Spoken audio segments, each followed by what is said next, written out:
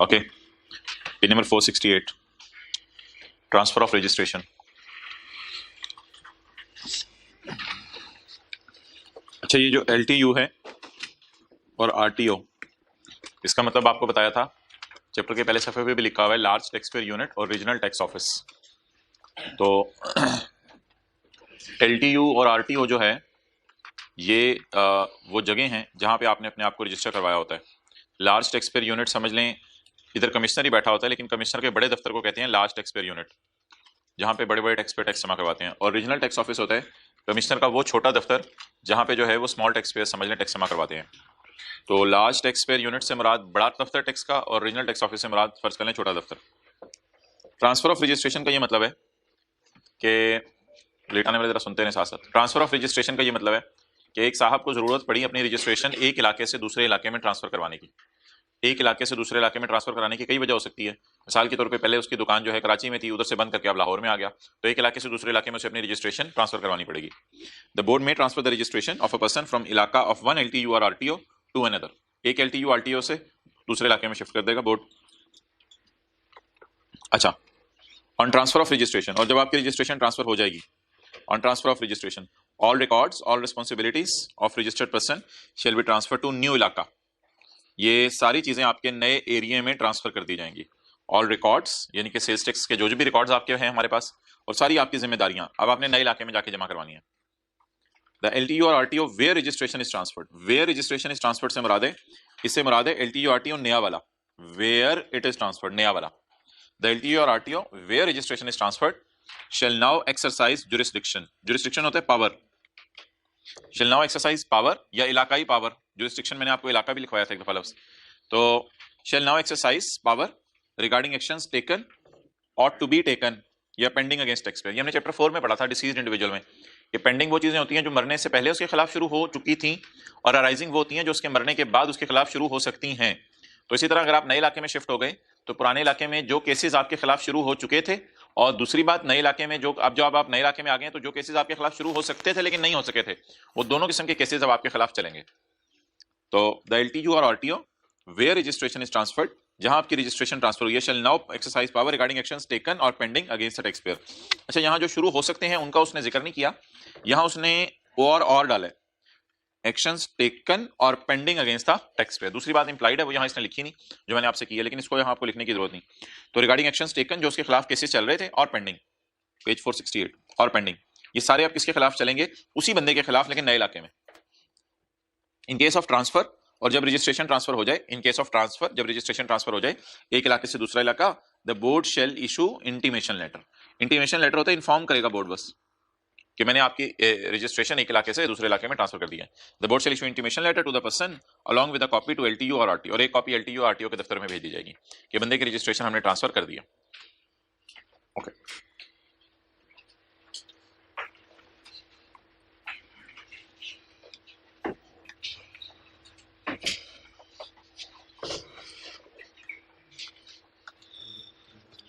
अच्छा, पॉइंट 1 और 4 में वही फर्क है जो पॉइंट 7 में मैंने 1 और 4 में बताया था। पॉइंट 7 था change in particulars of registration. अगर आप एक इलाके से दूसरे इलाके में जो है, नहीं सॉरी ये इलाका नहीं था, ये नेम एंड एड्रेस था। आप अपना नेम एड्रेस वगैरह एक ही शहर में रहते हुए एड्रेस चेंज कराना चाहते हैं, आप अपना नाम रशीद से शीदा करना चाहते हैं, अगर आप change in particulars of registration चाहते हैं तो पॉइंट 7 था। और अगर आप एक इलाके से दूसरे इलाके में ही शिफ्ट हो रहे हैं पक्का पक्का, तो फिर पॉइंट नंबर 8 है ट्रांसफर ऑफ रजिस्ट्रेशन।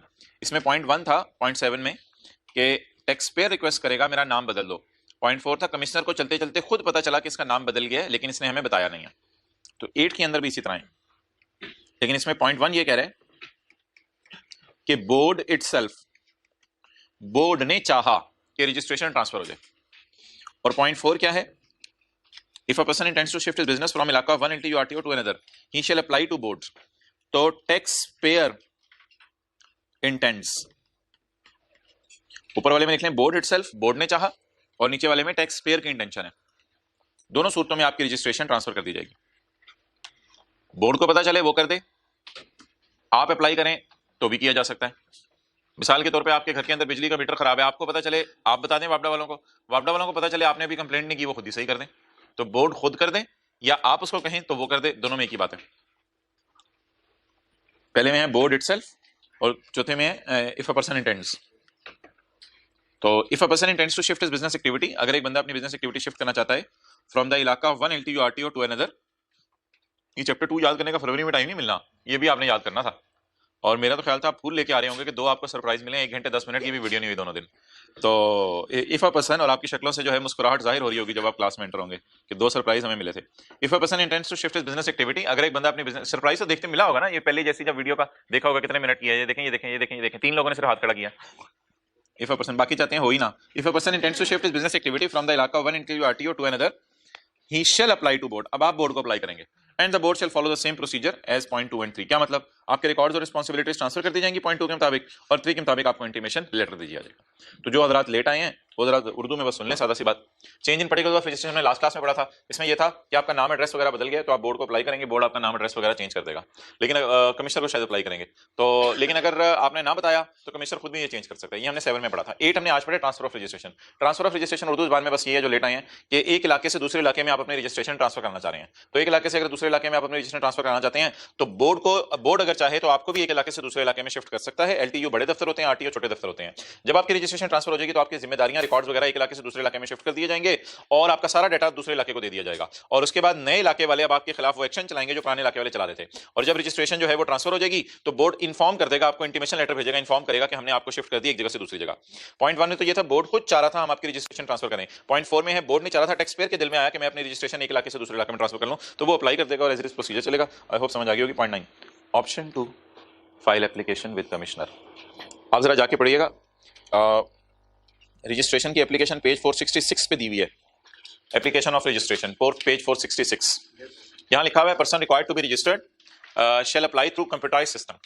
आप कंप्यूटराइज सिस्टम के जरिए आपने एप्लीकेशन देनी होती है रूल 5 की रोशनी में। पहले सफे पे रूल 5 की रोशनी में चैप्टर 23 है, तो रूल 5 की रोशनी में आपने इलेक्ट्रॉनिक जरिए से जो है वो इन्फॉर्म करना होता है। लेकिन मोहतरम, अगर आप इलेक्ट्रॉनिक जरिए से इन्फॉर्म ना कर सकें, यानी कंप्यूटर के जरिए इन्फॉर्म ना कर सकें, तो पॉइंट 9 जो है इन कंटिन्यूएशन ऑफ रूल 5 है।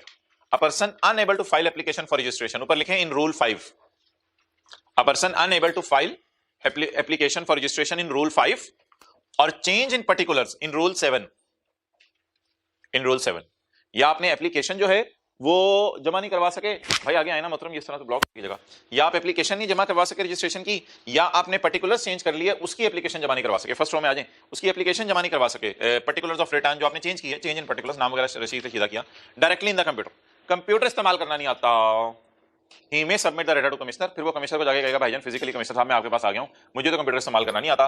हु शैल कमिश्नर, हु से मेरा commissioner, commissioner shall ensure the entries in system within 3 days. तो कमिश्नर पे सिस्टम में एंट्रीज डाल देगा। Cancellation of registration, cancellation of multiple registrations. Multiple registrations क्या होती हैं? एक बंदे की एक वक्त में एक से ज्यादा रजिस्ट्रेशन है। मिसाल के तौर पे एक बंदा होलसेलर भी है लॉ में, और वही बंदा जो है वो लॉ में डीलर भी आ रहा है, और उसी की कोई ट्रेडर भी है कराची के अंदर। तो पुराने जमाने में इनकी मल्टीपल रजिस्ट्रेशन होती थी, अलग अलग रजिस्ट्रेशन नंबर। लेकिन अब नया लॉ कहते हैं ऐसी बात नहीं है, आप सारी रजिस्ट्रेशन कैंसिल करवाओ और रजिस्ट्रेशन नंबर आपका सेल्स टैक्स में कितना होना चाहिए? साई की तरफ देखिए 1 होना चाहिए। A person holding multiple sales tax registration number shall retain only 1 multiple and surrender others to commissioner, और कमिश्नर को बाकी सरेंडर कर देगा। द बोर्ड में एलोकेट, हाँ बोर्ड को ये पावर है कि अगर आपकी मैन्युफैक्चरिंग यूनिट्स पाकिस्तान में 2-3 इलाकों में है फैक्ट्रियां, तो फिर आपको अलग अलग रजिस्ट्रेशन दे दे। द बोर्ड में allocate separate registration for manufacturing units in different इलाका। पॉइंट 2, अगर आपकी रजिस्ट्रेशन ट्रांसफर होगी एक इलाके से दूसरे इलाके, इसका मतलब ये नहीं है कि अगर आपकी रजिस्ट्रेशन एक इलाके से दूसरे इलाके में ट्रांसफर हो गई है, इसका मतलब ये नहीं है कि आपने पुराने टैक्स जमा नहीं कराने, टैक्स तो जमा करवाने ही करवाने हैं। The tax liabilities of cancel registration shall be transfer to retain. जो रजिस्ट्रेशंस कैंसिल हुई हैं उनकी टैक्स लाइबिलिटीज ट्रांसफर कर दी जाएंगी रिटेन्ड वाली में। And if registrations are in different इलाका, द पुराने commissioner shall transfer the tax arrear file, arrear होता है ना पुराने पैसे, एरियर पुराने पैसे, बिल में जैसे एरियर लग के आ जाते हैं पिछले महीनों के। The commissioner shall transfer the पुरानी files to the new commissioners. असल में एलटीयू बड़े दफ्तर होते हैं, उसमें भी कमिश्नर जी बैठे होते हैं, आरटीओ छोटे दफ्तर होते हैं, उसमें भी कमिश्नर बैठे होते हैं। तो पुराने दफ्तर वाले नए दफ्तर वालों को डाटा शिफ्ट कर देंगे कि मोहतरम इससे टैक्स रिकवर करें। Okay, D registration.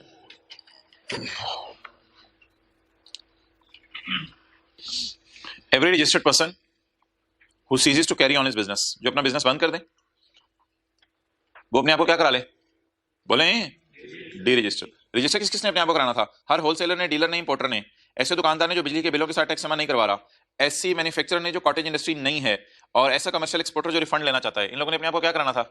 रजिस्टर करवाना था। लेकिन अगर इनमें से कोई चीज खत्म हो जाए, मिसाल के तौर पे आपका बिजनेस बंद हो जाए, आपकी सेल एग्जाम्प्ट हो जाए, आप अपना बिजनेस ट्रांसफर कर दें किसी बंदे को, बेच दें, आप अपना बिजनेस किसी और से मर्ज कर लें, उसमें कैंसिल तो आप करा रहे होंगे, डी रजिस्टर तो करवा रहे होंगे, लेकिन नई रजिस्ट्रेशन भी ले रहे होंगे। फिर who fails to file return for 6 consecutive months, मुसलसल 6 महीने आप रिटर्न जमा ना करवाएं।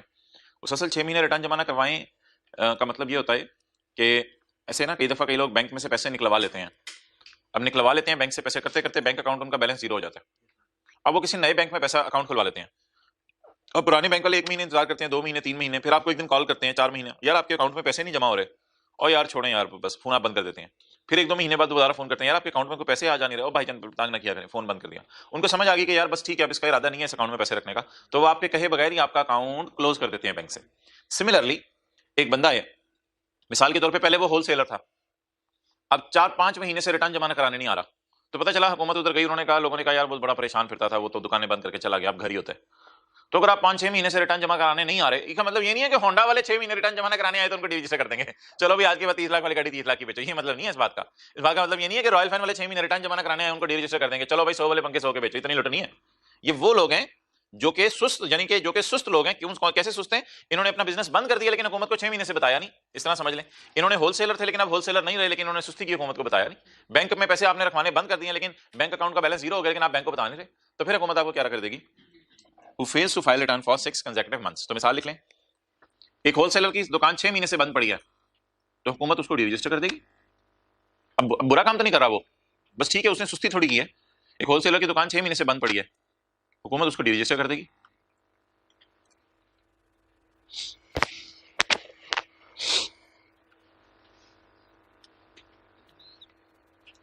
ये आखिरी तो रेपिटेशन है, who ceases to remain registered, जो रजिस्टर्ड अब नहीं रहा। क्यों नहीं रहा? क्योंकि इसकी कहीं ये भी इसकी एक मिसाल है, जिसने बिजनेस बंद कर दिया वो रजिस्टर रहने का उसको क्या फायदा है? तो असल तो ये ऊपर वाले 5 पॉइंट ही हैं, याद करें जल्दी। Who ceases to carry on his business, who shall become exempt, who transfers his business, who merges with another person, who fails to file return for shall apply to the commissioner having इलाका for cancellation of registration। अच्छा, इसमें भी again वही बात हो रही है। अब इसमें टैक्स पेयर अप्लाई करे या कमिश्नर को खुद ख्याल आया है? येलो वाला पढ़े ना, टैक्स पेयर अप्लाई करे या कमिश्नर को खुद ख्याल आया है? टैक्स पेयर अप्लाई करा। Every registered person shall apply to commissioner having इलाका, जिस इलाके में है वो, for cancellation of registration. The commissioner on receiving application, commissioner को जब एप्लीकेशन मिल जाएगी, और ऑन हिज ओन इनिशिएटिव। ये क्या मतलब है? ये तो वो दोनों बातें फिर अगेन कवर हो गई, ये बार बार यही तो बातें हो रही थी। 7 में भी यही बात हो रही थी, टैक्स पेयर ने अप्लाई किया है पॉइंट 1 में, 4 में कह रहा था कमिश्नर को खुद पता चला है, 8 में भी यही था, बोर्ड को पता चला है कि आपकी रजिस्ट्रेशन ट्रांसफर करनी है, 4 में ये था, 8 के 4 में आपने सोचा अपनी करवा लूं, और इधर भी यही है। The commissioner on receiving application, आपने कहा और या उसने खुद चाहा, कमिश्नर का अपना इनिशिएटिव है। ये दो बातें ना अलग अलग नहीं है, अब एक ही जगह इसने लिख दी है। The commissioner on receiving application from home, from taxpayer, और commissioner on his own initiative, और commissioner on his own initiative may issue order of deregistration or cancellation of registration within the later of following। अच्छा, डीरजिस्टर आपको ना आराम से किया जाता है 90 दिन डेट ऑफ एप्लीकेशन के, या जिस दिन आपने पुराने टैक्सेस जमा करवा दिए, दोनों में से जो लेटर है। क्या मतलब है इस बात का? ये देख लें। Umar applied for deregistration on 5 March 2020। Determine the date by which commissioner may issue order of deregistration if scenario B में काट रहा हूं, if outstanding tax is paid on 15 May 2020। अगर आउटस्टैंडिंग टैक्स वो पे कर दे 15 मई 2020 को। अच्छा, अब असूल क्या है? असूल मोहतरम ये है कि दो चीजों में से क्या देखना है? लेटर ऑफ देखना है। 90 days from date of application, 90 days from application, या डेट ऑफ पेमेंट। देखें ना ऊपर क्या लिखा हुआ है, date all outstanding liabilities are deposited by him. Deposited का मतलब पेड। अच्छा जी, उमर ने अप्लाई कब किया? 5 मार्च को। लेटर पकड़े आप, उमर ने 5 मार्च को अप्लाई किया, 90 दिन गिनने हैं इसके बाद से, 90 डेज फ्रॉम एप्लीकेशन। 5 मार्च में ना, 5 मार्च को नहीं गिना करना, 6 से गिनना शुरू करें। अब कैलकुलेटर पे पहले जरा उंगलियों की पोरों पे 6 से गिन लें। 6, 7, 8, 9, 10, 11, 12, 13, 14, 15, 16, 17, 18, 19, 20, 21, 22, 23, 24, 25, 26, 27, 28, 29, 30, 31। कंजूसी करने वाले भी गिने। कितने हो गए दिन? जल्दी जल्दी जल्दी जल्दी जल्दी जल्दी 26 हो गए। 26 ही हो गए, कैलकुलेटर पे लिख लें 26। बल्कि इस तरह साथ साथ लिखते रहें ताकि कंफ्यूजन ही ना रहे। कौन सा महीना चल रहा है? मार्च। मार्च में 26 दिन हो गए। इसका एक और तरीका भी होता है, एक असल में ये थोड़ा सा रिस्की तरीका है। 31 - 5 करके देखें जरा, 26, 31 - 5 भी वो जवाब आएगा, लेकिन 5 को बीच में आपने काउंट नहीं करना जब आप गिनना शुरू करेंगे 6 से। आसान तरीका क्या है? आसान तरीका ये है कि 5 को इग्नोर करना है और 6 से गिनना शुरू कर दें, 6 7 8 9 10। लेकिन एक शॉर्टकट बता रहा हूँ, 31 - 5। बहरहाल थोड़ा शॉर्टकट रिस्की है, कहीं गड़बड़ ना अप्लाई कर दें। अब 31 - 6 ना कर बैठे। तो 26 दिन यहां से आगे मार्च में मैनुअली गिना मैंने। मैनुअली क्या मतलब, उंगलियों पे 6 7 8 इस तरह, 5 को नहीं गिना। अप्रैल में कितने दिन होते हैं? 30। अगर मैंने मई के 31 डाल दिए तो फिर भी मेरा जवाब 90 से ऊपर नहीं जाना। इतनी अकल तो है मेरे में कि मैं इस रटे से जज कर लूं। अगर मैंने मई के 31 डाल भी दिए तो फिर भी मेरा जवाब 90 से ऊपर नहीं जाना। समझ आ रही है बात की? ये काउंट कर लें शक जिनको मेरी बात पे यकीन नहीं आ रहा, ये 90 से कम है ना। अब जून में जो दिन हुआ करेंगे मोहतरम, ये निकाला करेंगे। जून में से मुराद है जो जिस महीने में 90वां दिन पूरा हो रहा होगा, 90th डे जिसमें पूरा हो रहा होगा, उन दिनों को बैलेंसिंग निकाला करेंगे। अब बता दें जून की कौन सी तारीख बन रही है? 3 जून। 3 जून तक 90 डेज पूरे हो गए from the date of application. अब क्या डेट आ गई जी? 90 दिन। 3 जून। आगे बढ़े। और the date all outstanding liabilities are deposited by him. बड़ा तेज बंदा है। 5 मार्च को अप्लाई किया था रजिस्ट्रेशन के लिए और टैक्स वाले पीछे पड़े, टैक्स दे, नहीं दूंगा। अप्रैल आ गया, नहीं दूंगा। मई आ गया, मई में कहता है अच्छा ये लो मैं टैक्स दे देता हूं। टैक्स लटका के ही दिया। तो what is the date of payment of tax? What is later? 3 June. तो बताइए इसे किस दिन डीरजिस्टर किया जाएगा सिस्टम में? 3 जून को। तो आप जरा बोलें, the person will be deregistered within 90 days from the date of application और the date all outstanding liabilities are deposited by him. सारी पुरानी लायबिलिटीज वो पे कर दें। देखें जरा सोल्यूशन में यही है। हाँ ठीक है। कंक्लूजन देखना, as 30 June is 3 June is later, mister may should registration by 30 June. Done. अगला कर लें।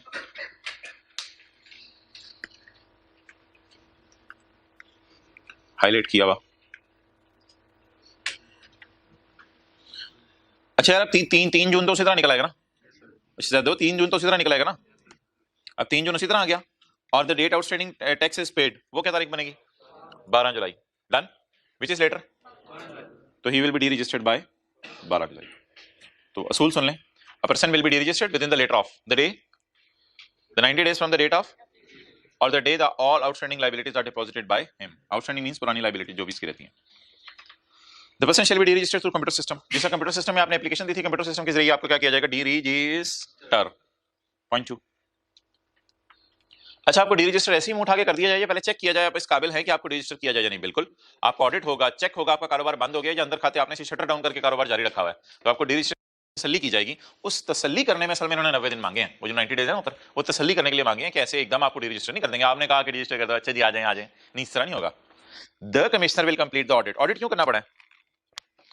वो दावा करे मेरा कारोबार बंद हो गया, आप जाके तहकीक तो करेंगे। The commissioner will complete audit proceedings. वो दावा करे मेरा कारोबार बंद हो गया, वो दावा करे मेरा कारोबार किसी से मिल गया है, वो दावा करे मेरी सेल एग्जेम्प्ट हो गई है, वो दावा कर रहे हैं मेरा कारोबार किसी से मिल गया है, तो आपको जाना पड़ेगा और जाके जो है वो चीजों को ऑडिट करना पड़ेगा। The commissioner will complete audit proceedings within 90 days of date of application. ये वो 90 डेज वही वाले, असल में उसी चक्कर में ऊपर 90 डेज हैं। तो 90 दिन में कमिश्नर उसका क्या करेगा?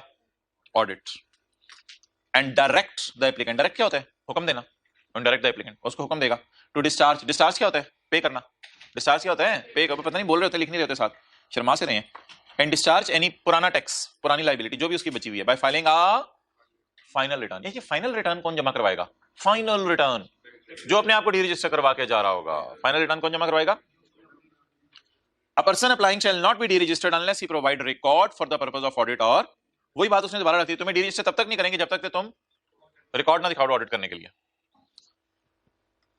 The person shall be deregistered after a notice is issued and opportunity of being heard is provided to him। अच्छा, ये वाला सिनेरियो ना सिर्फ असल में ना इसमें होगा जब कमिश्नर खुद कर रहा था उसे। असल में अगर तो आपने खुद अप्लाई किया ना, तो फिर तो आपको बताने की जरूरत नहीं है टैक्स वालों को कि यार आपने अप्लाई किया है, तो हम क्या ख्याल है आपको रजिस्टर ना कर दे। आपने कहा मैं तो खुद बताने आया हूं, मेरे आपको मुझे रजिस्टर करो, तो फिर मेरे से क्या पूछ रहे हो? लेकिन अगर कमिश्नर अपने इनिशिएटिव पे सोचे मैं क्या करना चाहता हूं, तो फिर कमिश्नर क्या करेगा? The person will be deregistered after a notice is issued.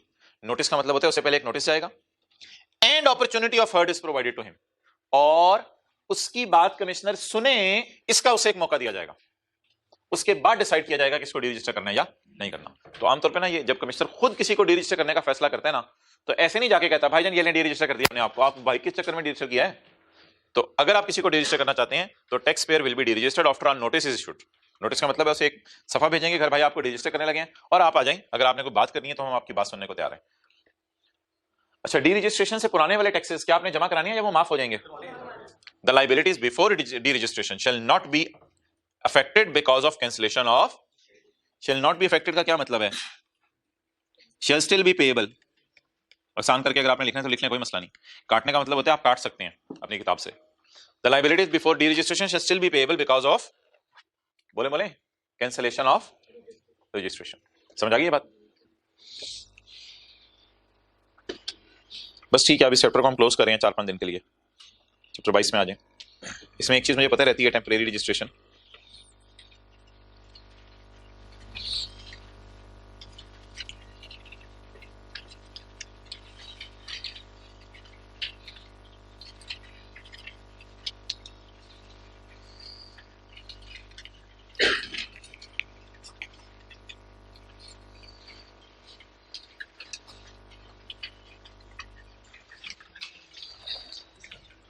अच्छा जी,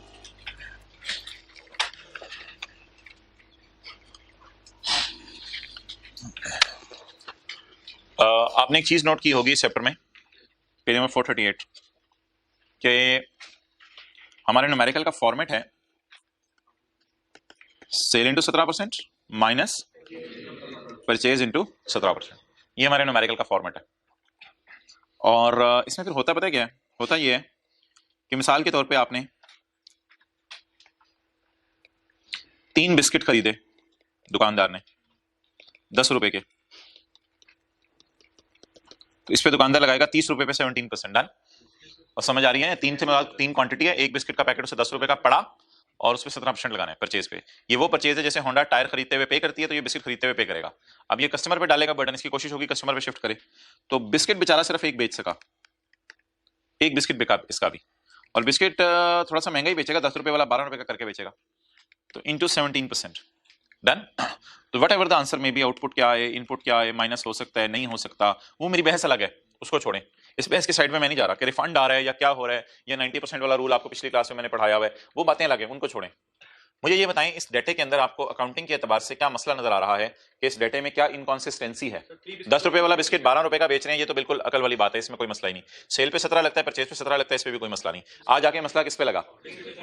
हाँ, अकाउंटिंग की क्लास में ना टीचर करवाते थे sale minus cost of sale. Cost of sale का मतलब होता था देखो क्लोजिंग स्टॉक में कितने बिस्किट पड़े हैं, उसे माइनस करके कॉस्ट ऑफ सेल देखो कितनी है।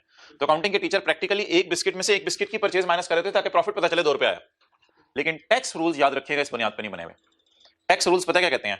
टैक्स रूल्स कहते हैं sale into 17% minus purchase into 17%। हमने कहा ये तो बड़ी अजीब सी बात है। कहते हैं कोई मसला नहीं, वो जो 2 बिस्किट आपके हैं परचेजेस में रिकॉर्ड हो गए हैं, कोई मसला नहीं, अगले महीने सेल में चले जाएंगे, कोई मसला नहीं, ये 2 भी तो अगले महीने सेल में चले ही जाने हैं। फिलहाल परचेज कितने की है, अभी कितने सेल की, मैं कोई सेल्स टैक्स की बातें नहीं कर रहा, सादा बातें पूछ रहा हूं। फिलहाल परचेज कितने की है? 3। बेचे कितने? बाकी 2 कब बेचेंगे? फिर कभी, लेकिन फिलहाल बाकी 2 को क्या कहेंगे? Closing stock. लेकिन एक बात याद रखिएगा, न्यूमेरिकल का फॉर्मेट हमारा आसान है, वो तो बड़ा कॉम्प्लिकेटेड हो जाता है। 3 में से फिर 2 बिस्किट माइनस करें, 1 बचे, और वो हमारा न्यूमेरिकल का फॉर्मेट बड़ा आसान है। क्या? Sale into 17% minus. हालांकि परचेज में आपको पता है कुछ ऐसी चीजें भी पड़ी होती हैं जो अभी तक सेल नहीं हुई होती। ये तो ये याद रखिएगा, हमारे लॉ की बेसिक थीम है कि sale into 17% minus purchase into 17%। इसको शायद नोट करने की जरूरत नहीं है, इसके ऊपर हमने एक दिन और भी तफसील से बात करनी है, और वो आपको नजर मरवा देता हूं पेज 448 पे। पेज 448 पे ये देखें, परचेज कितने यूनिट्स की हैं? 80, और सेल, लेकिन कोई नहीं, हमने उस नॉर्मल तरीके से सवाल कैलकुलेट किया। डन? कोई मसला नहीं। तो बता दें सेल्स टैक्स में क्या असूल है, जितना हाईलाइट किया उतना बस देख लें। सेल्स टैक्स में क्या रूल है बोले? Sale into 17% minus. इसकी टेंशन ही ना लिया करें कि अच्छा कि परचेजेस में ज्यादा परचेज आ गई हैं, कोई मसला नहीं। अच्छा, वैसे एक बात जरा गौर करें, लॉ मेकर बेनिफिट दे रहा है, ये फायदे की बात है। कैसे फायदे की बात है? बोले बोले बोले कैसे फायदे की बात है? परचेज वाली फिगर जो है वो इससे बढ़ जाएगी ना, क्योंकि ऊपर सेल कितनों की पड़ी है? 50 की, और परचेज कितनों की पड़ी है? 80 की। लेकिन वो 80 की सेल में से, सॉरी 50 की सेल में से 80 की परचेज क्यों माइनस करने दे रहा है? उसको तो पता है कि ये फिगर ज्यादा बढ़ गई तो टैक्स पेबल हुकूमत को कम आएगा, उससे इस बात की टेंशन नहीं हो। कहना इंशाल्लाह अगले महीने ये 80 में से जो बचे कितने 30, ये 30 भी तो अगले महीने सेल में चले जाने हैं ना, इसलिए इसमें परेशानी वाली बात नहीं है। डन? तो अगर एक बंदा रजिस्टर्ड होता है तो लॉ मेकर उसे कहता है यार सादा सा काम करो, ज्यादा कॉम्प्लिकेट ना करो। कितनी चीजें खरीदी? कहते हैं 80 कैलकुलेटर खरीदे हैं, 60 रुपए के खरीदे हैं 80 कैलकुलेटर। अच्छा चलो ठीक है, कितने कैलकुलेटर बेचे हैं? यार मैंने 50 कैलकुलेटर उसमें से बेच दिए हैं। कहते हैं बस 50 कैलकुलेटर की सेल में से 80 कैलकुलेटर की परचेज कर दो, माइनस देखी जाएगी, और बाकी टैक्स हुकूमत को जमा कराओ। अगले महीने इंशाल्लाह जब आओगे तो ये जो 30 पड़े हुए हैं क्लोजिंग स्टॉक में, ये अगले महीने इंशाल्लाह कस्टमर्स को जब तुम बेचोगे तो अगले महीने ये सेल में चले ही जाएंगे, इसलिए टेंशन ना लो। तो बताइए what is the basic theme of law? It's very simple theme. क्या? Sale into 17% minus purchase into 17%। जी मोहतरम सवाल पूछ रहे। नहीं नहीं वो तो उनका तो नहीं माइनस होगा। अच्छा यार ये तो एक बेसिक कॉन्सेप्ट था जो मैंने आपको लॉ का देना था। इस बेसिक कॉन्सेप्ट के ऊपर ना एक सवाल मैं आपसे पूछने लगा हूं, उसका आपने मुझे जवाब देना है। वो सवाल है पेज नंबर 438 पे, हमारा 438 पे।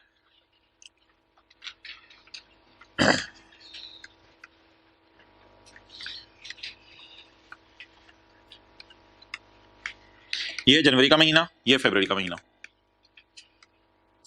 ये येलो लाइन शो कर रही है कि ये बंदा सेल्स टैक्स में रजिस्टर्ड है, और ये स्काई ब्लू लाइन शो कर रही है कि इसने अपने आप को डी रजिस्टर करवा लिया। डन। अब भाई तूने क्यों अपने आप को डी रजिस्टर करवाया? कहते हैं मैंने इसलिए अपने आप को डी रजिस्टर करवाया कि पहले मैं बड़ी इंडस्ट्री था,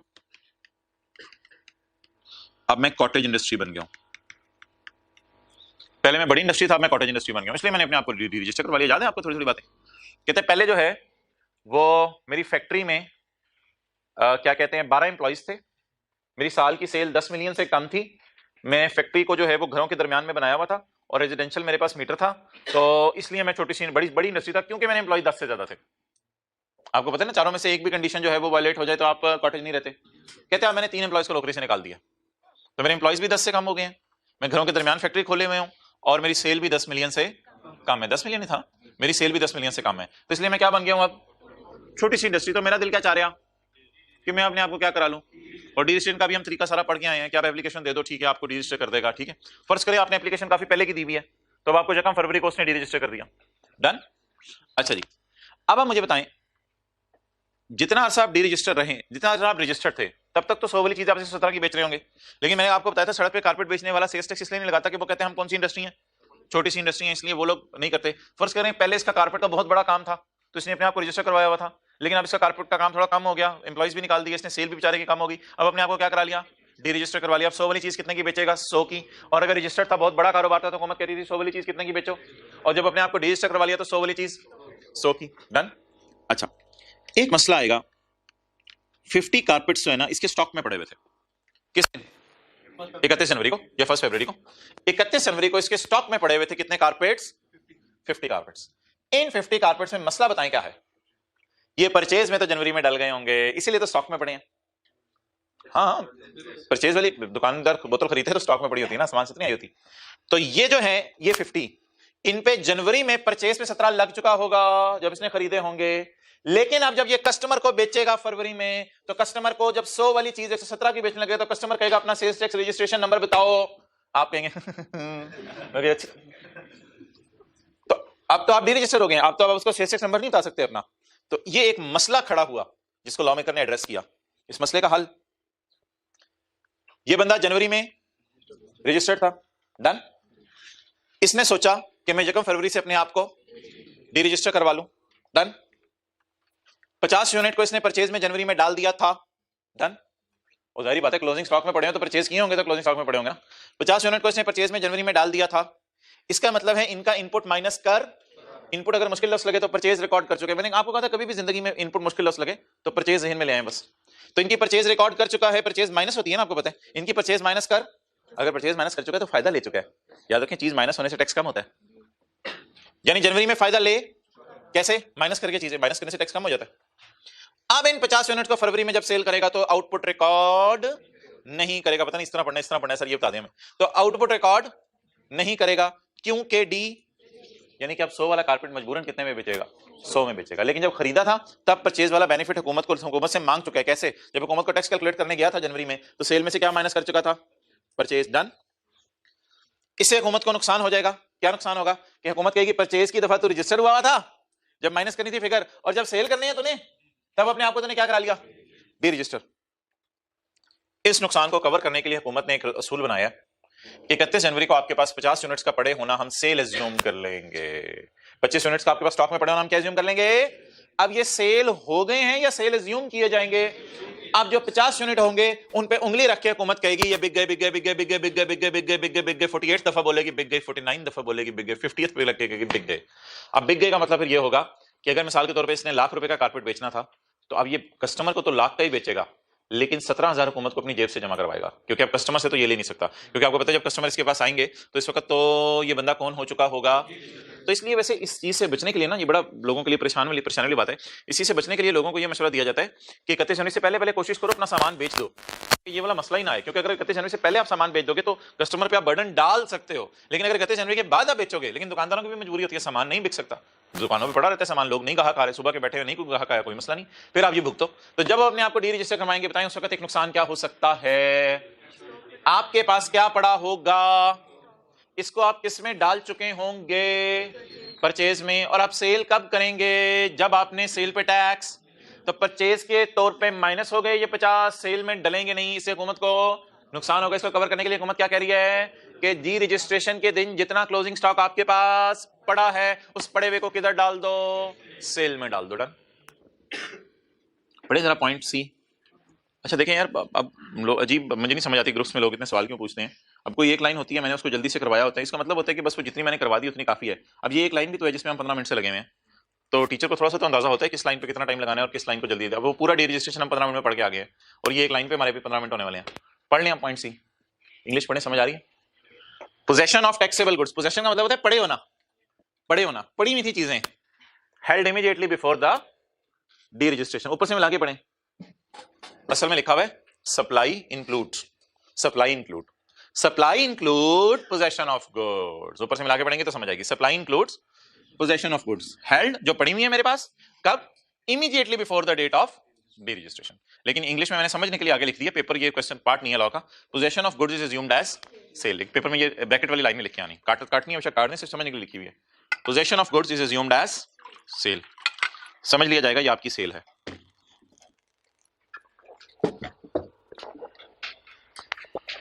ओके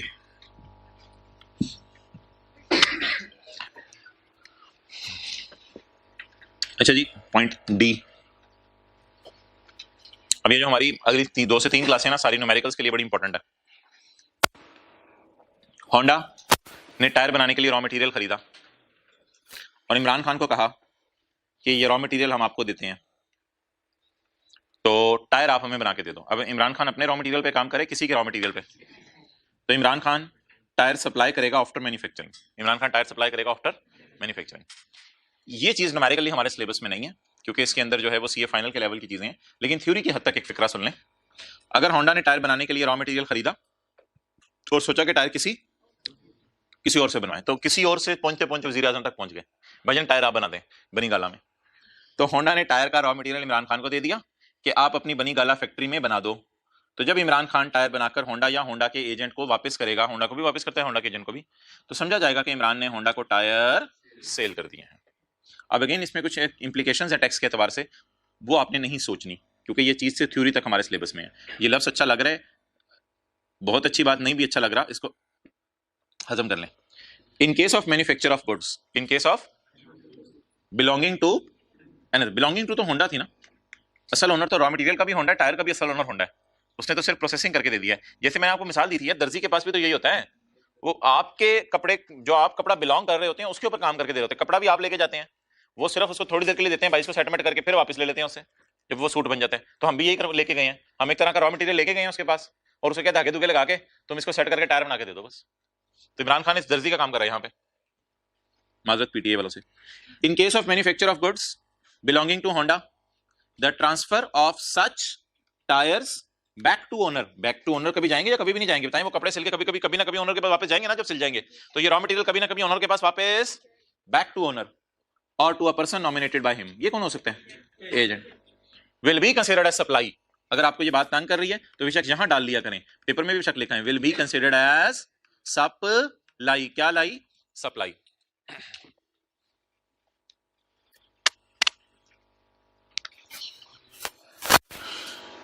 चलें जी, अब बड़ी इंपॉर्टेंट डिस्कशन शुरू होने लगी है। पेज नंबर 441,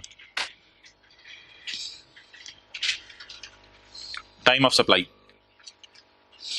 तो इसमें ना रूल पढ़ लेते हैं। एक इशू है कि सेल पे किस महीने 17% का रेट लगा के न्यूमेरिकल सॉल्व करना है। अब पेपर में खुदा ना खास्ता ये आ जाए, जो कि एक बड़ी नॉर्मल सी बात है, कि होंडा ने सर आसिफ को, और आपको पता होगा शायद ये जो गाड़ियों वाले हैं होंडा कार्स और बाकी सारे लोग, ये गाड़ी बेचने से पहले पैसे लेते हैं या गाड़ी बेच के कहते हैं 2-3 महीने बाद सर आसिफ पैसे दे देना आके। वैसे शायद थोड़ा सा अंदाजा हो आपको, गाड़ियां शाड़ियां अगर कोई बंदा कभी लेने गया है तो होंडा वाले क्या कहते हैं, सर आसिफ ये लें जनवरी में गाड़ी ले जाएं, तो आप ऐसा कीजिएगा मार्च अप्रैल तक जब टाइम मिले पैसे दे जाइएगा। वो भाई ऐसा नहीं होता मेरे ख्याल से, इन गाड़ियों वाले तो जान ले लेते हैं। ये मैंने तो सुना है 2-2 3-3 महीने पहले पैसे लेकर रखे होते हैं इन्होंने। ये जो है वो जनवरी फरवरी में बुकिंग करते हैं कार की, और फिर अप्रैल मई में आके कहते हैं कि इंशाल्लाह जून जुलाई में आपको अगस्त तक सितंबर तक दे देंगे गाड़ी, अक्टूबर में आके ले लेना। तो अब आमतौर पे होता क्या है, जनवरी में आप कार बुकिंग कराते हैं और जून में जाके आपको गाड़ी डिलीवर हो रही होती है। डन। तो सवाल यह है कि सेल कब रिकॉर्ड होगी, सवाल क्या है। अब इसमें आपने अकाउंटिंग रूल्स को सामने नहीं रखना, शायद अकाउंटिंग रूल से ये बात मैच कर जाए, उसमें कोई हर्ज नहीं, अकाउंटिंग रूल से हो सकता है बात मैच कर जाए, लेकिन आपने बस टैक्स का रूल सामने रखना है कि किस महीने में सेल बुक करनी है। अब न्यूमेरिकल इंप्लीकेशन चीजों की शुरू होने लगी हैं। अ सेल ऑफ गुड्स का टाइम क्या समझा जाएगा, the time at which the goods are, जिस वक्त चीजें डिलीवर हुई है जब पैसे आए। हाँ ये लॉ थोड़ा चेंज हो गया है, जो हजरात जो है वो जिन्होंने पिछली दफा पढ़ा है उनसे बात कर रहा हूं। अच्छा अब यार मैं अगले सफे पे आ रहा हूं, लेकिन आप लोगों ने अगला सफा नहीं खोलना क्योंकि आपकी दिमाग की गरारियां फिर चलनी बंद हो जाएंगी।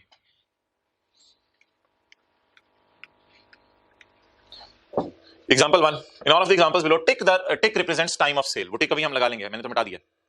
जनवरी में पैसे आए होंडा को, ठीक है जी, और फरवरी में सरासे को गाड़ी डिलीवर की, तो टाइम ऑफ सेल क्या है, time of sale the time at which the goods are delivered. Done. तो किसको टिक करूं, तो इसको किस महीने के न्यूमेरिकल में डालेंगे, फरवरी।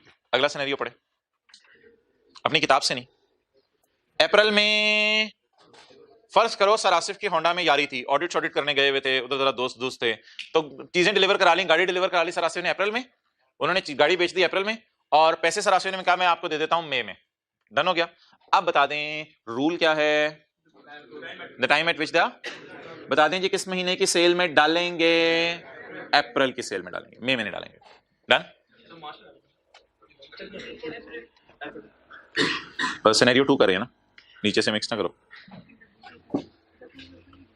अप्रैल में गुड्स, मई में कैश रिसीव हुआ।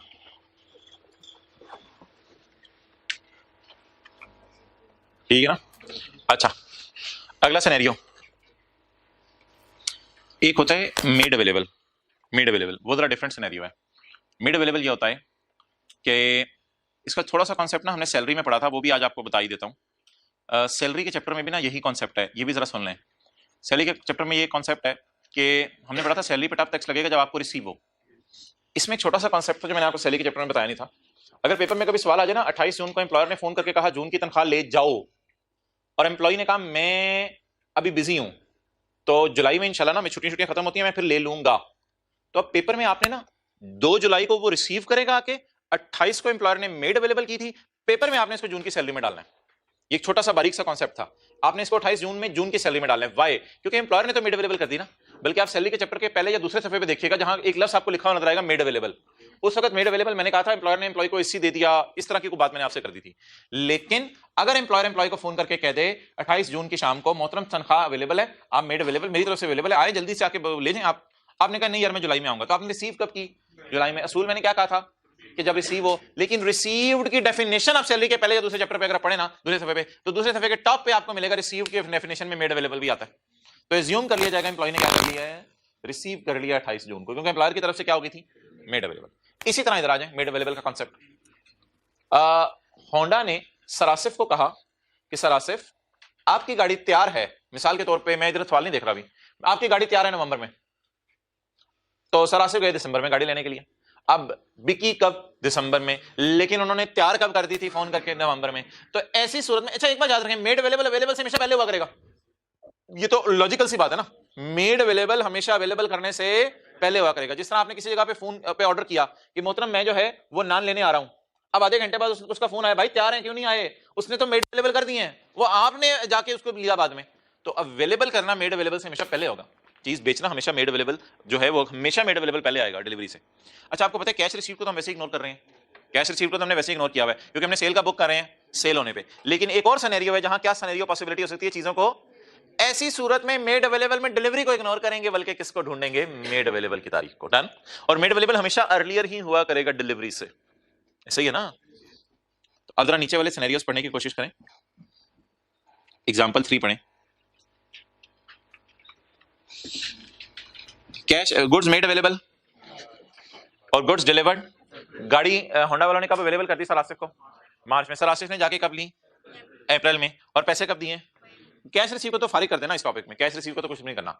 आप बता दें मेड अवेलेबल को लूं या डिलीवरी को लूं? मैंने कहा मेड अवेलेबल को आपने लेना है, क्योंकि लॉ में एक और सिनेरियो लिखा हुआ है और मेड अवेलेबल ऑन दी, तो इसको छोड़े भी, और मेड अवेलेबल। मेड अवेलेबल वाला सिनेरियो पेपर में अलग से आया करेगा, लेकिन अगर पेपर के अंदर कोई 5 एडजस्टमेंट है उसमें से एक एडजस्टमेंट हो सकती है मेड अवेलेबल वाली। मेड अवेलेबल इतना नॉर्मल सिनेरियो नहीं है, लेकिन अगर कभी मेड अवेलेबल का लफ्ज आ गया तो हमें पता होना चाहिए डिलीवरी से हमेशा पहले होगा और उसी वक्त सेल रिकॉर्ड होगी। तो बता दें आप सेल कब रिकॉर्ड होगी? डिलीवरी को भी आप इग्नोर कर देंगे क्योंकि सेल तो रिकॉर्ड हो गई। और आगे चलें जी पॉइंट 4 में, कैश का रिसीव हुआ, या कैश को तो हमेशा फारिग कर देना, और मेड अवेलेबल हमेशा डिलीवरी से पहले हुआ करेगा, तो मेड अवेलेबल को आप टिक कर दिया करेंगे।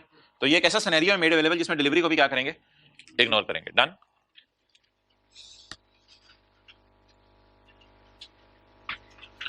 अच्छा जी, अब क्या रूल बन गया? अगर मेड अवेलेबल की तारीख वगैरह नहीं है फिर तो सादा सा सवाल है इसमें डिलीवरी को देख लें, लेकिन अगर मेड अवेलेबल की तारीख है तो डिलीवरी को इग्नोर करें, बल्कि एक चीज को हमेशा इग्नोर करना है, cash receive.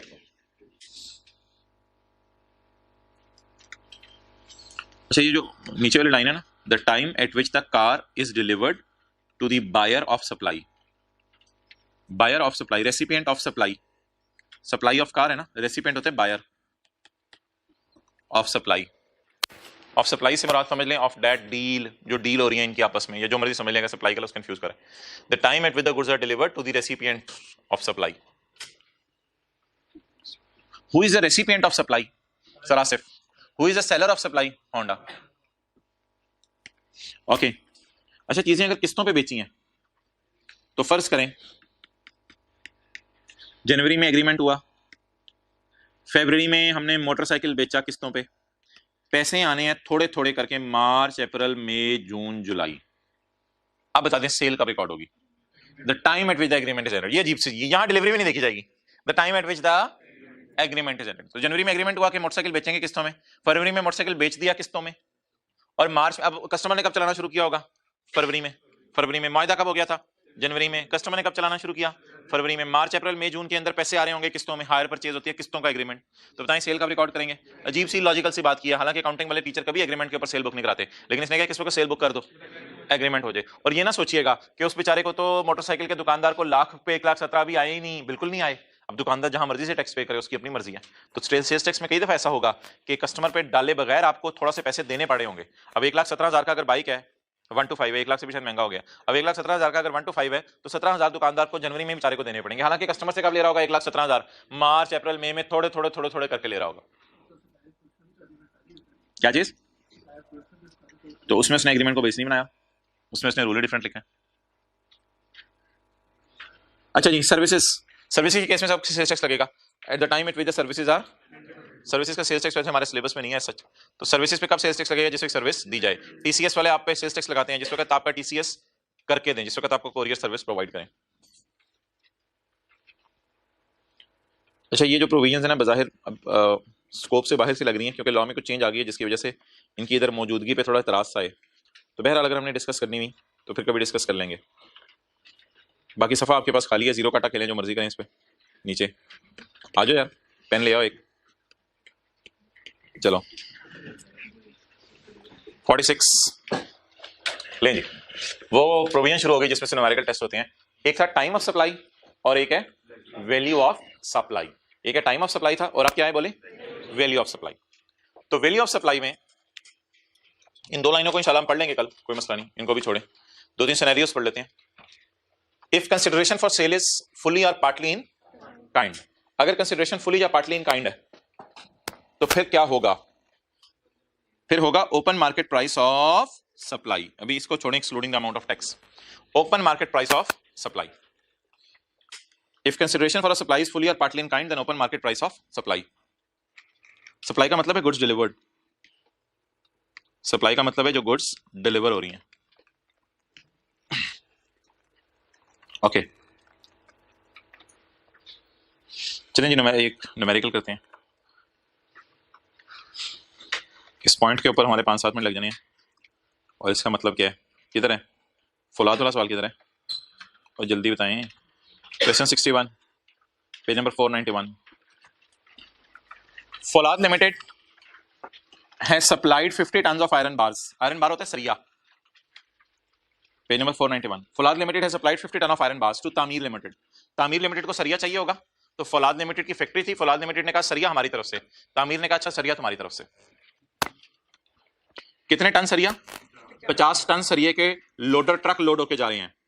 The market price of सरिया supply is 2.5 million excluding the amount of tax. ये जो बार बार लिखा होता है ना excluding the amount of tax, इसका मतलब होता है अगर 234 रुपए की आइसक्रीम है तो 200 रुपए की बात हो रही है, क्योंकि 200 पे रेट लगाना होता है, तो ये बार बार लफ्ज़ आया करेगा excluding the amount of tax. इसका मतलब हुआ करेगा कि वो फिगर जिस पे रेट लगाना है 234 है तो 200, और अगर 30 लाख 35 लाख 10,000 की गाड़ी है तो 30 लाख, क्योंकि 30 लाख पे 17% कभी आप लगा के देखें कैलकुलेटर पे 5 लाख 10,000 आएगा।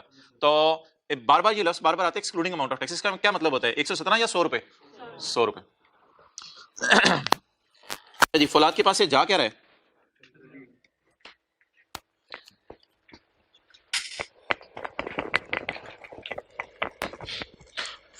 ओ भाई, अगर मैं फौलाद की बात करूं जो कि हमारी मिसाल में इस वक्त सेलर भी है, तो फौलाद के पास से जा क्या रहा है? Iron bars. क्या प्राइस है उनकी? 2.5। इसको मैं लाइन लगा के क्लोज करता हूं। अब अगले को चाहिए कि 25 लाख रुपए दे दे, अगले को चाहिए 2.5 मिलियन दे दे। Owing to financial difficulties TL has requested. TL ने कहा फौलाद पैसे नहीं है। फौलाद ने कहा चल नस। कहते हैं नहीं नहीं नहीं नसना नहीं, मैं ऐसा करते हैं प्राइस आपको दे देता हूं by transferring a piece of land. एक केक का टुकड़ा ले लो, सॉरी एक लैंड का टुकड़ा ले लो मेरी तरफ से, ठीक है, वो चले जाओ फलां इलाके में 10 मरले की लैंड है, एक वो ले लो, और उसकी फेयर वैल्यू आजकल माशाल्लाह 23 लाख चल रही है, और 75,000 रुपये मैं आपको देता हूं पैसे कायद आजम के नोट, ठीक है, 75,000 रुपये मैं आपको नोट दे देता हूं, along with applicable sales tax, उस पर जो 17% टैक्स वगैरह बनता है वो भी लगा के आपको दे दूंगा। फिलहाल excluding the amount of taxes बातें करें, by way of cross cheque मैं आपको क्रॉस चेक में पैसे दे देता हूं, drawn in favour of FL, यानी फौलाद की फेवर में। तो आप बताएं फौलाद के पास आ क्या रहा है? लैंड आ रही है और कैश आ रहा है, cash in the form of cheque आ रहा है, उससे कोई फर्क नहीं पड़ता, पैसे आ रहे हैं रोकड़ा आ रहा है, और नंबर 2 लैंड आ रही है, लेकिन पैसे in the form of cheque आ रहे हैं, बैंक में पैसे आ रहे हैं। लैंड की क्या कीमत है? 2.3 मिलियन। अच्छा यार ये 7,50,000 को अगर मिलियन में लाना है तो कैसे लाएंगे? 75,000 है, ओके 75,000 है, 75,000 को मिलियन में लाना है, या तो फिर आप ऐसा करें ना 2.3 मिलियन को ना इस तरह कर लें, अगर आप ज्यादा कंफर्टेबल हैं 2.3 मिलियन को इस तरह कर लें, अगर आपका दिल नहीं चाह रहा 75,000 को मिलियन में लाना, लेकिन अगर मेरा दिल चाह रहा है कि 75,000 को मिलियन में ले आऊं, जो कि आपका नहीं चाह रहा लेकिन मेरा चाह रहा है, लेकिन मैं टीचर हूं इसलिए मेरी चलेगी, तो अब बता दें क्या करूं? 75,000 को मिलियन में कैसे लाऊं? 0.075 मिलियन। एक्सेलेंट, 0.75 मिलियन नहीं, असल में ये देखें ये क्या होता है? 1 मिलियन। अच्छा ये क्या होता है? 1 लाख नहीं होता, 0.1 मिलियन, ऐसा ही है। और ये 10,000 रुपए क्या होते हैं? 0.01 मिलियन। तो ये देखो ये 10,000 है, ये 75,000 है, और सादा सी बात यार छोड़ो परे, बस कैलकुलेटर पे 75,000 को डिवाइड कर दो 1 मिलियन से, इतने लंबे चक्रों में क्यों पड़े? 75,000 पकड़ें और डिवाइड करें 1 मिलियन से। 1 मिलियन का मतलब है 13030 लगाएं, 75,000 को डिवाइड करें 1 मिलियन से। हाँ जी, इसको 100 से मल्टीप्लाई तो नहीं करना पड़ेगा ना, दिखाइए डायरेक्ट जवाब आ जाएगा ना। जब आप कैलकुलेटर पे 75,000 डिवाइडेड बाय 1 0 0 0 0 0 0 तो जवाब आ जाएगा 0.075। डन। तो ये सबसे आसान तरीका है 0.075। तो कितना कैश आया जी? 0.075। टोटल 2. अब यार एक फड्डा पड़ गया कि हमारे पास से जा कितनी कीमत वाली चीजें रही हैं? 2.5 वाली, और बदले में आ कितनी चीजें रही हैं? शायद हमने अपना नुकसान किया, किस वजह से किया, क्यों किया, हम पागल हैं, ये मुझे नहीं पता इस बंदे ने क्यों इस तरह की ट्रांजैक्शन कर बैठा है, बहरहाल कर बैठा है। तो अब आप मुझे बताएं जी सेल किस पे रिकॉर्ड होनी है? सेल किस पे रिकॉर्ड होनी है? If consideration for sale of iron bars is fully in kind या fully or partly in open market price of goods delivered. फौलाद क्या डिलीवर कर रहा है? Iron bars. तो फिर ओपन मार्केट प्राइस किसकी ली जाएगी? आयरन बार्स की ली जाएगी। ओपन मार्केट प्राइस किसकी ली जाएगी? आयरन बार्स की ली जाएगी। तो मोहतरम इस वजह से आपने देखा करना है सेलर सेल क्या कर रहा है, बस उर्दू में यहां कहीं लिख लें, हमने देखना है सेलर सेल क्या कर रहा है। ये बात ना कंफ्यूज कर देती है बच्चों को और गलत डिसीजन ले लेते हैं। उर्दू में लिखना निहायत जरूरी है। सेलर कौन है? सेलर सेल क्या कर रहा है, बस ये देखा करना है। अब मैंने टाइम से आया किया लैंड के ऊपर और पैसों के ऊपर, मुझे पेपर में सिंपली इग्नोर कर देनी चाहिए थी वो चीजें। So what is open market price of सरिया? तो इसको ग्रीन सिग्नल दे देते हैं। सेलर सेल क्या कर रहा है, सेलर के पास आ क्या रहा है, ये पेपर में नहीं देखना आपने। चलें जी 2.5 के साथ लिख लें VOS, वैल्यू ऑफ सप्लाई। अगर न्यूमेरिकल आ गया तो 25 लाख पे 17% लगाना है आपने, या 23,75,000 पे 25 लाख पे 17% लगाना है। और इन सारी फिगर्स को लिख के क्रॉस कर दे। आने वाली चीजों को नहीं देखना, बल्कि आपने किसको देखना है, जाने वाली चीजों को। जो घर से जा रहा होता है उसी को देख रहे होते हैं ना, अपने आप को नहीं देख रहे। ओके जा, किसको देखना है, जाने वाली चीज को।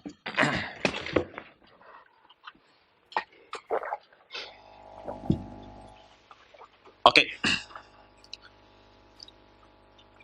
अच्छा, ऐसे एक बात कर रहा हूं for the sake of discussion. अगर सवाल में वो कह देता कि ये जो सरिया है, सरिया ये मैं बेचता हूं 25 लाख का और मैंने खरीदा हुआ था 2 मिलियन का, तो भाई ये तो सरिये की कॉस्ट है, इसको कुछ नहीं लेना होता, जाने वाली चीज की फेयर वैल्यू देखनी होती है।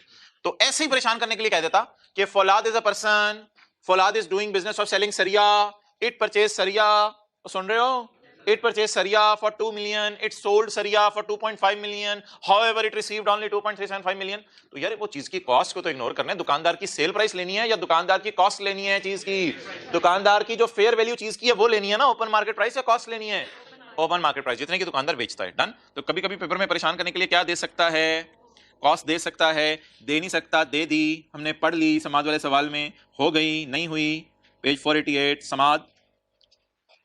समाज कॉर्पोरेशन सप्लाइड स्पेशलाइज्ड मटेरियल। क्या बेच रहे हैं जी, स्पेशलाइज्ड मटेरियल बेच रहे हैं, फौलाद बेच रहे हैं। और फौलाद कहां से बेच रहा है, वो आयरन कहां से बेच रहा है, आयरन बेच रहे हैं या स्पेशल मटेरियल बेच रहा है, स्पेशल मटेरियल बेच रहा होगा, मिसाल के तौर पे पंखा बनाने की मोटरें बेच रहा होगा या और कोई इस तरह की चीज बेच रहा होगा। तो Samaj incorporation is selling special material to various industrial concern, industries को बेच रहा है, मैन्युफैक्चरर्स को बेच रहे हैं। The company has entered into following transaction during the month of February. Sale of material, special material costing 3 million to ABL, sale of material costing 3 million to, उसने sale किया 3 मिलियन का मटेरियल टू ABL। देखें, sale of material to ABL, इसको bracket में ले लें, ये तो समाद की कॉस्ट है, ये तो समाद की क्या है, कॉस्ट है। अब पढ़ें, sale of material to AB limited, sale किसको की है, जिसकी कॉस्ट समाद को क्या पड़ी थी, तो फिर बेचा तो महंगा होगा, बेचा तो महंगा होगा, इसलिए 3 को तो काटें यार, 3 तो कॉस्ट है, कॉस्ट को तो छोड़े ना यार, हमें तो फेयर वैल्यू चाहिए ना, ओपन मार्केट प्राइस। अच्छा बताएं, 3 वाली चीज महंगी करके बेचेगा इसको या सस्ती करके, सेलर कौन है, समाद, बायर कौन है, AB। सेलर बायर को कितने वाली चीज खरीद कर बेच रहा है, 3 की खरीद कर।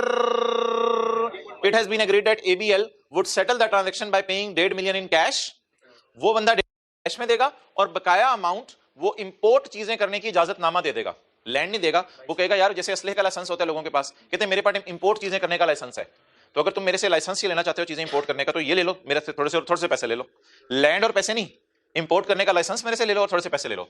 The market price of supply, supply से बना दे मटेरियल की, the open market price of supply is 3.5। बताएं किसने कितने वाली चीज किसको कितने की बेची, समाद ने 3 वाली चीज खरीद कर 3.5 की बेची और बदले में 1.5 मिलियन कैश आया और इंपोर्ट कोटा आया जिसकी प्राइस मिसिंग है, लैंड की प्राइस गिवन थी जिसकी प्राइस मिसिंग है। अब बोलें जा क्या रहा है, जा स्पेशल मटेरियल जा रहा है और आ क्या रहा है, पैसे और इंपोर्ट कोटा। जाने वाली चीज की कीमत क्या है, आ क्या रहा है, इंपोर्ट कोटा की प्राइस मिसिंग है, इसलिए ये डाटा मुझे अवेलेबल। एक चीज सवाल ने परेशान करने के लिए दिया है 3 मिलियन, वो तो कॉस्ट है चीज की, हमने कॉस्ट से खेलना है या ओपन मार्केट प्राइस से, वो 3 मिलियन सवाल ने परेशान करने के लिए। वैसे जरा अकल की बात कर रहा हूं, समाज खरीद के ही बेचेगा ना चीज, तो खरीदी कितने की, आमतौर पे कितने की बेचता है, 3.5 की, तो 3 वाली चीज 3.5 की बेचता है, तो 3 तो मेरे लिए इरेलेवेंट है बिल्कुल, 3 तो मैंने यहां लिखना भी मुनासिब नहीं समझा, 3 को तो मैंने क्या। अच्छा जी, अब मोहतरम क्या करें यार, इसको ग्रीन सिग्नल दे दें, और शुक्र है इंपोर्ट कोटे की प्राइस हमें नहीं दी, देता तो हमने पता नहीं पागल होकर उसको भी कहीं यूज कर ही लेना था। तो अब नोट कर लें, बदले में क्या आ रहा है, कैश आ रहा है और इंपोर्ट कोटा। आज आप लोग लेट आए हैं, मेरे पास चैप्टर 23 मौजूद था, लेकिन कल चैप्टर 23 में अब कुछ नहीं है, तो चैप्टर 23 शुरू में मैंने थोड़ा सा कराया, कल वेट नहीं किया जाएगा, कल शुरू से ही ऐसी बातें क्लास में की जाएंगी, सारे न्यूमेरिकल इंपैक्ट की जो होंगी।